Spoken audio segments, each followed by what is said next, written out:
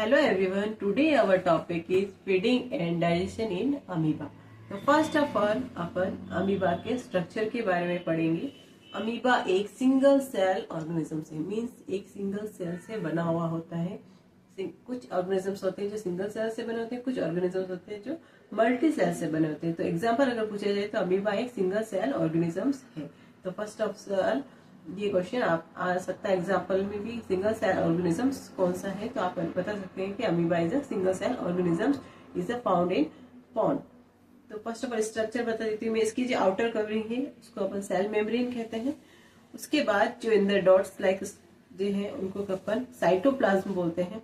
Vacuoles जो होते हैं वो ऐसे ब्लैंक होते हैं। उसके बाद इस टाइप से फूड वैक्यूल्स होते हैं, इसके अंदर फूड होता है। न्यूक्लियस होता है एक डेंसी, इसके अंदर न्यूक्लियस प्रेजेंट होता है। फूड पार्टिकल्स, इसके बाद जो आउट सेल मेम्ब्रेन है वो फिंगर लाइक स्ट्रक्चर डेवलप करती है जिनको अपन स्यूडोपोडिया कहते हैं। इसका स्ट्रक्चर होता है फिंगर लाइक। यहीं से स्यूडोपोडिया ही फूड को इनहेल करने का काम करती है। तो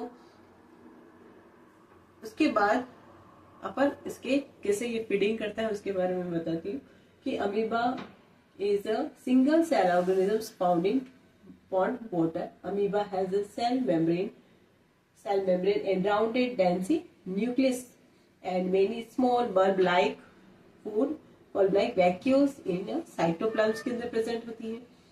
amoeba constantly change its shape and position, मतलब इसका शेप और पोजीशन चेंज होती रहती है। Its pushes out on finger-like structure like projection is called the pseudopodia. Pseudopodia कहते हैं। Pace feed movement and capture the food को कैप्चर करने का काम करती है। Food amoeba feeds on some time micro organisms को ये कैप्चर करने के बाद इनहेल करती है। इनहेल में ये क्या, फूड वैक्यूल्स के अंदर इनहेल्स होते हैं। फूड वैक्यूल्स के अंदर डाइजेस्टिव जो एंजाइम होता है वो सिक्रेट होता है। Digestive juice are secreted in the food vacuoles. They add food and break into smaller substance. Small substance में इसको ब्रेक कर देता है एंड एब्जॉर्ब्स द न्यूट्रिएंट्स को, सारे न्यूट्रिएंट्स को एब्जॉर्ब कर देता है। वही न्यूट्रिएंट्स इसकी ग्रोथ, मेंटेनेंस एंड मल्टीप्लिकेशन के अंदर उसको यूज करता है।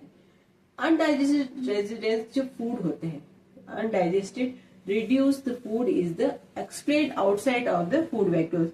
वही वापस फूड वैक्यूल्स के थ्रू आउटसाइड हो जाते हैं। इनको अपन इस तरह से जो अमीबा होता है वो फीडिंग एंड डाइजेशन का काम करता है। जो भी वेस्ट होता है वो उसको भी बाहर निकालने का काम, पूरा प्रोसेस इस तरह से कैसे फूड को इनहेल करता है और कैसे वो डाइजेस्ट करता है और किस प्रकार से वो जो वेस्ट फूड होता है उसको बाहर निकालता है। ये पूरी प्रोसेस आपको अच्छे से समझ में आ गई होगी। इससे रिलेटेड कोई भी क्वेश्चन हो तो आप आसानी से कर सकते हैं। Okay, thank you.